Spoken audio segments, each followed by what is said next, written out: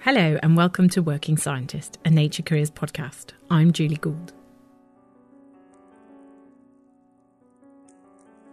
In this episode, we're going to hear about why accuracy in art is important when it comes to it being used to communicate science, but that sometimes it's okay to be playful too, as long as you make your intentions about the art clear. In keeping with our art and science theme, each episode in this podcast series concludes with a follow-up sponsored slot from the International Science Council.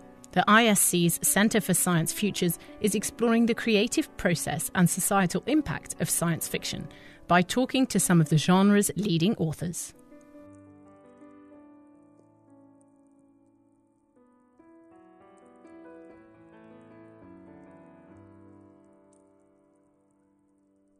There are many different types of art that come under the art and science umbrella, and each one has a very different perspective on the importance of accuracy. Glendon Mellow is the Senior Marketing Manager for Digital at Red Nucleus, a life sciences learning and development company based in the USA and Canada. But he's also an artist, illustrator and community advocate. He's been heavily involved in the sci-art community for several years and has spent a lot of time thinking about both art and science. And in this podcast, he's speaking to us in his illustrator capacity. If I think about that giant umbrella of sci-art and comics and medical illustration and fine art and all these different types of artwork that can go into it, a fine artist playing with concepts surrounding, say, genetics or evolution is one thing. But that's a very different thing if it's a scientific illustrator who's doing this for educational purposes. A medical illustrator, if they get something wrong, that could affect someone's real life. Glendon's fine art combines myth and metaphor with science, and so this concept of scientific accuracy isn't high on his priority list. When I put wings on trilobites, I'm not too concerned. We know they were aquatic. There's, tens of thousands of species. They're pretty established. It's not likely that anything I do is going to suddenly nudge opinions into some place they shouldn't go on these fossils. But as Glendon mentioned, for technical drawings, this should be high on the list as they will impact scientific knowledge. This is often associated with medical textbooks where an artist might be required to create illustrations that show the form of a human body. A photograph in this case wouldn't be very helpful, too many fluids and viscera in the way, but a pen and ink drawing can capture the shapes and forms more directly. And this is also true for botanical art, says Lucy Smith, who's a botanical artist based at Kew Gardens in London. Well, the kinds of drawings that I do, it's almost like technical drawing. So I'm measuring everything. I'm keeping track of how I'm drawing it in terms of whether I've enlarged the scale or whether I've had to reduce something down to fit on the piece of paper. So measurement's really important, scale is really important. And so is things like dissecting flowers. So I'll pull flowers apart in a very special way, which allows you to show the difference between the flowers, how the parts are arranged. I had to be very accurate, so accuracy really is key. But on top of all these very technical things, you've also got to try and capture the life and the spirit of the plant, so the character of the plant as well. So you've got to be an artist and a scientist at the same time. Other artists aim to create something that is accurate, but they come up against barriers. This idea of scientific accuracy, it does change over time. This is British artist Luke Jerram. Luke has spent a lot of time reworking some of his art pieces as the scientific knowledge has changed and developed. For example, in 2004, Luke started making and designing glass models of viruses using grainy electron microscope images and chemical models as his inspiration. One of the models Luke was asked to build was a hepatitis C model, and he was presented with some very detailed diagrams of the external protein structure that he was to create. The diagrams look absolutely accurate. They say, this is how it is. And then you ask the scientists, does it actually look like that? And they said, well, we don't really know. It's a kind of wiggle with a curve and a loop, But the diagram they presented, with a graph and is sort of three-dimensional, it looks so, there's so much evidence in that photograph, that chemical diagram, that suggests that they've nailed it. But actually, when you actually ask them about it, it's not really the case. It's really interesting. So you end up with a room full of scientists, and then you have to sort of agree on something that everyone's happy with, according to contemporary science. But if I were to go back and speak to another room of scientists from a different university, talking about the surface protein shape of hepatitis C, whatever, then they might come up with a different solution at that particular point. It's really interesting. So what we're presented with often looks like hard evidence from a scientific, but actually when you dig down into it, there's holes all the way through it a lot of the time. And I think you need 10 to 20 years to be able to look back on data to see whether something's accurate or not. Another barrier for Luke that determines whether his model is accurate or not is the limitations of the materials that he's working with. Is his design actually physically possible? Sometimes I come up with a sculpture that's so delicate that actually the forces of gravity would cause it to collapse in the first place. So you wouldn't actually, it's not very buildable. Kelly Krause is the creative director at Springer Nature, and she oversees the cover artwork created for Nature and other Nature portfolio magazines. Kelly says that their work falls into the visual communication space, so her work also covers videos and artwork for editorial articles as well as research papers. But the role of the front cover in particular is to draw in an audience, and the type of visual communication that is used to do this depends on the research being represented. Photography, for example, is great for representing something specific, like a particular type of tree frog from the Amazon. Whereas illustration tends to be effective for representing concepts and metaphors. And illustrations themselves can be very different. They can also be sort of specific within the field of illustration. It can be sort of 3D modeling, or it can be something very, it could be a painting. We do, as a science journal, obviously have imaging and all kinds of imaging on the cover. So, be from microscopy to astrophotography, depending on the topic. And artist conceptions are always fun, usually for things that, we cannot see, or things from the past. Let's say a paleo artist will recreate what we think a dinosaur may have looked like from a fossil. As Glendon Mellow mentioned earlier, artists need to be careful how they represent the science that they're making art about, particularly when the science is about something you cannot see. And Kelly Strauss and her creative team at Nature put a lot of thought into representing certain topics of research to make sure that the cover art used isn't misleading. An example she gave was a cover that was published on the 9th of March 2017. We ran a paper about time crystals on the cover. And time crystals is, it's not something that can be seen with the naked eye. And we commissioned an illustrator, a 3D illustrator, to create something that actually looked quite real. It looked like a real object. And it kind of looked like a crystal with a bit of smoke, and it had sort of a time stamp on it. And when it came time to thinking about, do we want to animate this, we decided not to, because someone might have thought that it was real. So we think carefully about, would someone misconstrue this for being real, or is there something within this representation that, we try to keep it, if it's something that's not known, we try to keep it sort of visually vague enough, I suppose, that it's not misrepresented. But ultimately, in visual communications, particularly for publishing, there is a need to make sure that the visuals aren't too complicated or busy. There needs to be a balance between accuracy and simplicity. The challenge there is to communicate simply without oversimplifying. I think visual communication in many ways is driven by, sort of principles around visual hierarchy, making sure the, sort of main messages come across, particularly in things like information design. How can we communicate and design for delivery of information that's very clear immediately, not overcomplicated. And I think science is by nature sometimes a bit complicated. So it's sort of finding that balance between simplifying too much and being as accurate as the content demands. However, science isn't always accurate. As Luke Jerram mentioned earlier in the episode, science changes all the time. Theories are shown to be wrong, but that doesn't mean that they cannot be represented in art. Nadav Drucker is a professor of theoretical physics at King's College London, and he's also a sculptor.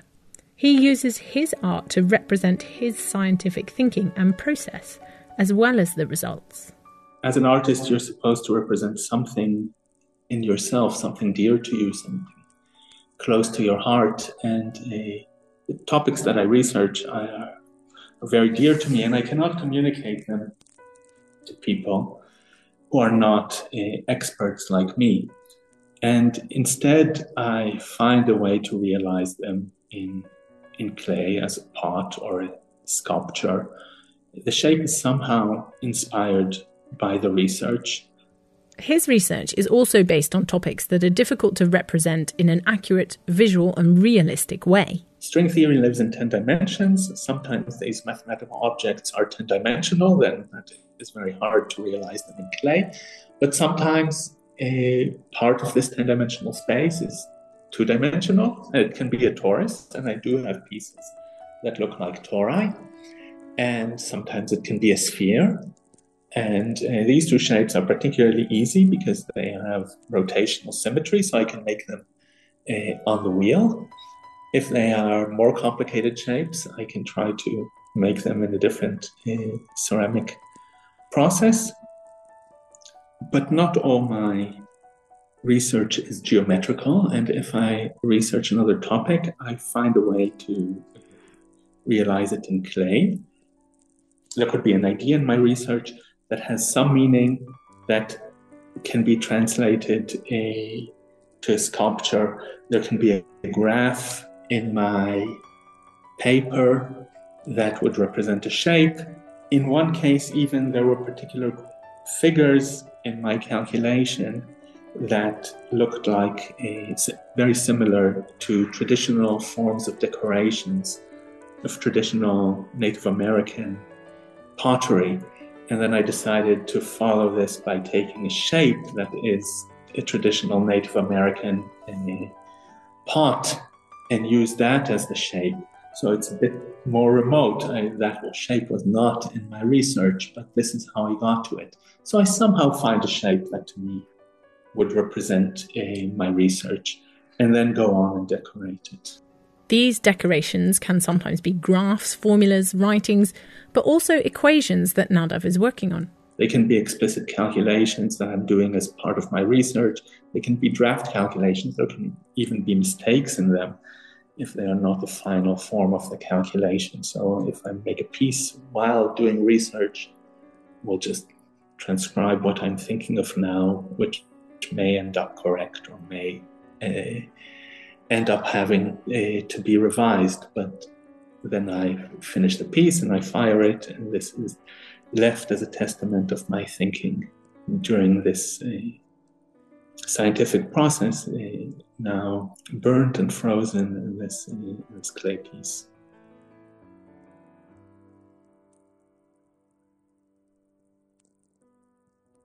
In the fourth episode of this series, we're going to look closely into an art-science collaboration where the science was inspired by art and the art is inspired by the science. But before that, we have our sponsored slot from the International Science Council about the creative process and societal impact of science fiction. Thanks to Nigel Meredith, Diana Scarborough and Kim Cuneo for letting us use their music from the Sounds of Space project. In this episode, you've heard And the Heavens Sing as the Afternoon Stills, 3:10 p.m. from their Aurora Musicalis album. Welcome to this podcast on science fiction and the future of science. I'm Paul Srivastava from the Pennsylvania State University. In this series, I'm speaking to award-winning science fiction authors from around the world. I want to harness the power of their imagination to discuss how science can help us deal with the biggest challenges of this century. You can see the climate as a problem of changing and broken relationships. Today, I'm talking to Vandana Singh, who teaches physics full-time at Framingham State University, but also has produced many science fiction stories, including The Woman Who Thought She Was a Planet and Delhi. Their themes span from Earth renewal to time travel. We discussed the limits of data, the power of narrative, and whether our conceptions of time could help us think about responsibility in science. I hope you enjoy it. Welcome, Vandana, and thank you for joining this podcast. Can you tell us a bit more about your relationship with science? I'm very glad to be here. Thank you for the warm welcome. One of the things I realized when I was quite young is that I couldn't do without science, but I also couldn't do without literature and the arts. I realized that I think about science kind of similar to the way I think about stories, because science to me is one way of eavesdropping on the conversations that nature is having, that matter has with matter, for example.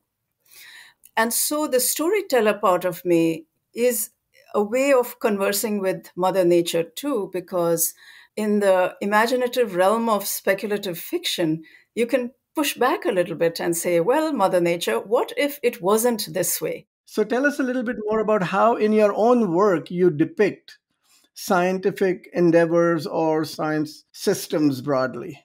In many stories, I write about scientists who are working on their own because they are, in some sense, renegades. They have perhaps a more holistic view of what science is or what science should be. And it's kind of ironic because, of course, science is a collective enterprise. In many of my stories, I'm thinking about what the process of discovery is like. And I'm also trying to push against this notion that there is a subject object separation. With the excuse of objectivity we have in science, that you're separate from what you observe. And to me, isn't it more honest to simply, say who we are before we start looking at something and trying to understand it? Because we are part of what we are studying. I have railed against this separation of subjectivity and objectivity in a lot of my own writings. And I want to push this a little bit further because I want to explore with you some of the tropes in science that are problematic that you have used in your work. And how does one attempt to overcome them and get what you refer to as a more holistic view of what is happening in the world? Well, I think it begins with the history of my own field of physics. If you look at Newtonian physics, it's based on this shattered mirror view of nature, that you can understand the world if you understand its parts. And that has taken us really far, and it is a powerful way of thinking. But unfortunately for us, the world is not actually like that. But if you look at this Newtonian vision, everything is machine-like, whether you're talking about physics or whether you're talking about the human body or even social organization. And the thing about machines is that machines are controllable, right? So it gives you a delusion of control. And it's not a coincidence that this view arises at the height of colonialism. And colonialism has two aspects. Of course, one aspect is the mastery of one group of people over another and the exploitation of that second group. But it's also the mastery of humans over nature. If, like indigenous peoples around the world, if we recognize that the world is a priori complex, that the world is a priori relational, then it's the simple Newtonian systems that become the small subsystem of the whole. Okay. And instead, we have it the other way around. And that's a problem. So, going into the future, is there an alternative way of viewing knowledge and doing knowledge acquisition or knowledge creation that would be superior to science? Is narrative a more holistic approach? Wow, that's a big question. And I wish I was wise enough to have a good answer to it. I really think that the power of narrative is crucial. Now, I know that some fellow scientists will push back and assume that I'm saying that, data doesn't matter. That's not what I'm saying, actually. Data also tells stories. But sometimes the stories that data tells us are insufficient because that doesn't open our minds to the questions we haven't asked yet. Part of the problem is we are getting seduced by data, data, data. let's contextualize the role of data and numbers within a larger, more generous and more holistic framework that does put narrative in front as a starting point. The thing about stories is, and especially carefully curated good stories, is that they're rich and they transcend disciplines, because that's what the world is. Nature doesn't make distinctions between physics, chemistry, biology, and art. You can't just teach the science. You have to teach how science relates to the world. You have to teach what's happening in the world as well. Amazing. There's such a rich answer here. I want to move on to talking about something that I know you're very interested in and you have explored in your works, the concept of time. Do you think alternative perceptions of time can help us think about our responsibilities in science? Well, the linear notion of time is the one that dominates in science. So we think about the time axis that is stretching from the past through the present into the future, into infinity. And that's, of course, a useful thing. But we know from physics that time is not that simple. That, for instance, time depends on speed and time also depends on gravity. So time is a very slippery concept. And yet we seem to have embraced this one very oversimplified view of time. When I tried to expand my temporal imagination, I thought of time as a kind of braid rather than as an infinitesimally thin line. And then I read an essay by the Native American Potawatomi scholar Kyle White, which is called Time as Kinship, about time in the context of the climate crisis. But what Kyle White points out is that when you see this looming catastrophe, which is already happening in so many parts of the world to so many communities, your reaction is naturally one of fear or terror that this horrible thing is happening. And what do we do when we are afraid? We tend to stop thinking creatively, for one thing. Not just that, but politically, we see that people give up their agency when they're afraid. They want strongmen, or they want, the technocrats to take over. Technology is going to solve it. Someone else is going to solve the problem. The alternative, and what Kyle White points out in his essay, is that if you see the climate as a problem of changing and broken relationships. So if we think about people working together to remake ourselves and the world, it's not just that when people work together, things get done faster. Is that the subjective experience of time changes. More things get done. There's more creativity. You are less susceptible to fear. And if we can build that, then maybe there's hope. Thank you for listening to this podcast from the International Science Council's Center for Science Futures, done in partnership with the Arthur C. Clarke Center for Human Imagination at the University of California, San Diego. Visit future.council.science for the extended versions of these conversations, which will be released in January 2024. They delve deeper into science, its organization, and where it could take us in the future. Join us next week when I'll be having a conversation with deeply thoughtful Fernanda Trias, author of Pink Slime.